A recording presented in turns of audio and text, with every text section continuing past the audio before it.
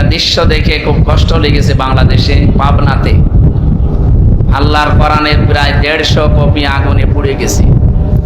যে দুর্বৃত্তরা আগুন দিয়েছে, কোথায় দিয়েছিলেন জানি না, কিন্তু কোরআন শরীফ পুড়ে গেছে। আপনার কপালেও আগুন লাগবে।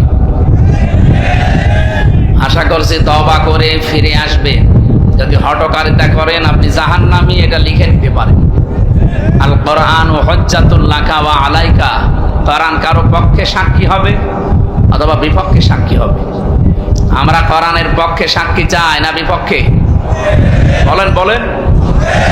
পক্ষে যদি সাক্ষী নিতে চান, কিয়ামতের দিন দুইটা বিষয় সুপারিশ করবে আল্লাহর সামনে দাঁড়িয়ে, কোরআন শরীফ আর সিয়াম। দুইটার সুপারিশই আল্লাহ কবুল করবে।